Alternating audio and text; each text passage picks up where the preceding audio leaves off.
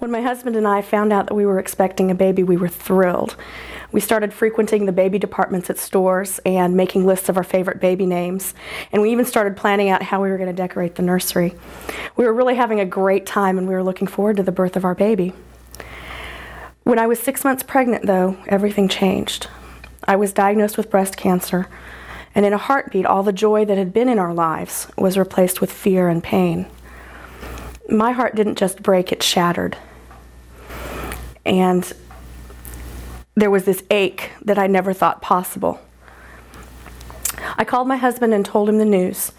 And then I called my parents. And as I was sobbing over the phone to them, my mother said to me, "Jan, if the doctors tell you to get treatment for this, then that's what you've got to do. You've got to think of your own health right now because you've got to get healthy." And I remember yelling back at her, "No, that's wrong. The baby's got to be safe. She's got to be healthy. I've got to protect her. She's the only thing that matters right now." It was the worst day of my life.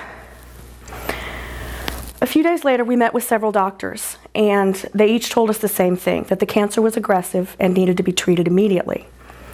They also told us that the treatment would not harm the baby. And we were in shock with that. We couldn't believe what they were telling us. And what's more, we couldn't believe that this was the path that God wanted us to take.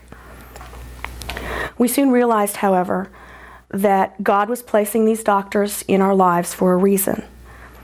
We decided to trust God's plan for us, and that meant trusting the doctors. So in my last trimester, I went through chemotherapy. 2 months later, our daughter was born.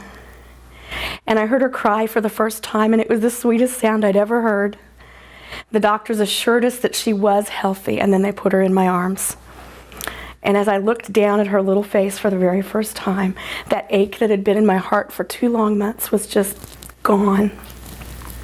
She had 10 fingers and 10 toes and chubby cheeks and a little pug nose and a really healthy set of lungs. And because I'd lost my hair during chemo, she had more hair than I did. It was the best moment of my life, and she was the most beautiful thing I'd ever seen.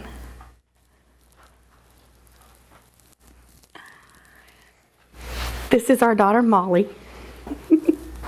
She's our sweetness.